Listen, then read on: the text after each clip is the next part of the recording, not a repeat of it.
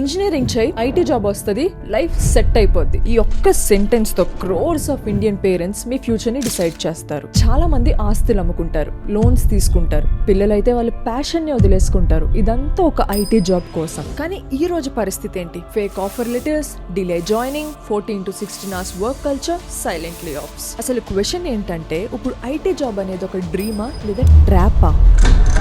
ముందు మనం ఫ్రెషర్స్ గురించి మాట్లాడుకుందాం. 2022 నుంచి 23లో ఇన్ఫోసిస్, టీసీఎస్, విప్రో లాంటి కంపెనీస్ చాలా మంది స్టూడెంట్స్ కి ఆఫర్ లెటర్స్ ఇచ్చాయి. పేరెంట్స్ ఏమో హ్యాపీ అయ్యారు, పిల్లలేమో లైఫ్ సెట్ అవుతుంది అనుకున్నారు. కానీ దాని తర్వాత ఏమైంది? 6 months డిలే అయింది, 12 months డిలే అయింది, కొన్ని కేసెస్ లో అయితే 2 years వరకు డిలే అయింది. ఇన్ఫోసిస్ ఫ్రెషర్స్ మైసూర్ లో ప్రొటెస్ట్ చేశారు. 18 నుంచి 24 months వరకు జాయినింగ్ ఇవ్వలేదని, దీని వల్ల మేము వేరే జాబ్ ఆఫర్స్ కూడా రిజెక్ట్ చేశామని. ఇదేమి అన్ఎంప్లాయ్మెంట్ ప్రాబ్లం కాదు, ఇది ఎమోషనల్ చీటింగ్. జాబ్ వచ్చి జాబ్ లో జాయిన్ అయ్యాక అసలు రియల్ షాక్ స్టార్ట్ అవుతుంది. సాలరీ హైక్ 1 నుంచి 3%, ఇన్ఫ్లేషన్ 6 నుంచి 7%. అంటే మీరు ప్రతి ఇయర్ లాస్ లో పని చేయాలి. దాంతో పాటు night calls, US time zone meeting, no weekend, manager pressure. అసలు బెంగళూరు, హైదరాబాద్, ముంబై లాంటి ప్లేసెస్ లో అయితే 14 నుంచి 16 hours వర్క్ కల్చర్ అనేది నార్మల్ అయిపోయింది. హెచ్ఆర్ ఏమో దీన్ని లెర్నింగ్ ఫేజ్ అంటారు. మరి ఎంప్లాయీస్ కి ఇది బర్న్ అవుట్ ఫేస్. చాలా మంది విలేజ్ బ్యాక్గ్రౌండ్ నుంచి వచ్చి 3 నుంచి 4 lakh LPAతో స్టార్ట్ అయ్యి 6 నుంచి 8 years లోపల 12 నుంచి 20 lakhs LPA వరకు రీచ్ అయిన వాళ్ళు ఉన్నారు. ఈ నెంబర్స్ అన్ని LinkedIn company reports, employee testimonials లో క్లియర్ గా కనిపిస్తాయి.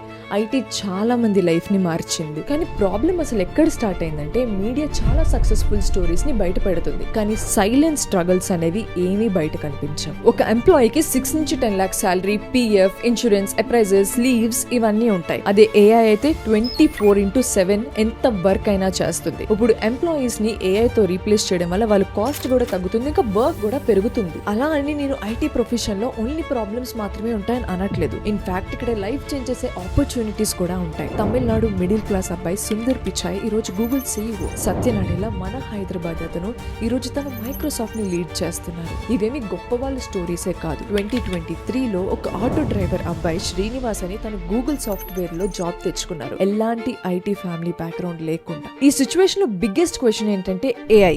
ఇప్పుడు ఏఐ అతి పెద్ద డేంజర్. సత్య నడెల్లా అంటున్నారు, మైక్రోసాఫ్ట్ లో 20 నుంచి 30% కోడ్స్ అంతా ఏఐ రాస్తుంది అని. ఏదైనా వెబ్సైట్ ఆర్ యాప్ ని తయారు చేయాలంటే కోడ్ లాంగ్వేజెస్ ఉంటాయి. ఇంత ముందు జావాని ఎక్కువ యూజ్ చేసేవారు, కానీ ఇప్పుడు కోట్లెన్, పైథాన్ ని ఎక్కువ యూజ్ చేస్తున్నారు. అసలు ఎన్ని కోడ్ లాంగ్వేజెస్ అని వస్తూ ఉంటాయి అండ్ ఎంతని up skill never ending process లాగా అవుతూనే ఉంటారు. 2022 నుంచి 24లో 5 lakh+ టెక్ లే ఆఫ్స్ గ్లోబల్లీ అయ్యాయి. ఇండియాలో కూడా అమెజాన్, టీసీఎస్, ఇన్ఫోసిస్ లాంటి కంపెనీస్ లో కూడా చాలా లే ఆఫ్స్ అయ్యాయి. వీటిలో మేజర్ గా ఎఫెక్ట్ అయిన గ్రూప్ 40 నుంచి 55 years ఉన్న వాళ్ళు. రీజన్ ఏంటంటే వాళ్ళ సాలరీ హై ఉంటుంది అండ్ న్యూ టెక్ నేర్చుకోవడం కష్టం. అండ్ ఈ ఏజ్ గ్రూప్ వాళ్ళకి EMI, kids education, elder parents లాంటి ప్రాబ్లమ్స్ చాలానే ఉంటాయి. సో ఇలాంటి సిచ్యువేషన్ లో లే ఆఫ్ అయితే చాలా కష్టం. అందుకనే వాళ్ళు ఎలాంటి వర్క్ ప్రెషర్ అయినా తట్టుకొని ఉంటున్నారు. గ్రౌండ్ రియాలిటీ చెప్తా, ఇది మీరు కూడా అబ్జర్వ్ చేసే ఉంటారు. లింక్డ్ఇన్ లో ఇప్పుడు మనం అప్లికేషన్ పెట్టామనుకోండి, కొన్ని అవర్స్ లో తిరిగి చూస్తే ఒక 100 or 200 అప్లికేషన్స్ నిండిపోయి ఉంటాయి. ఇవేమి హెచ్ఆర్ కూర్చొని చదవరు. ఏటీఎస్ సిస్టమ్ ఇవన్నీ ఆల్రెడీ రిజెక్ట్ చేసేస్తుంది. ఇక్కడ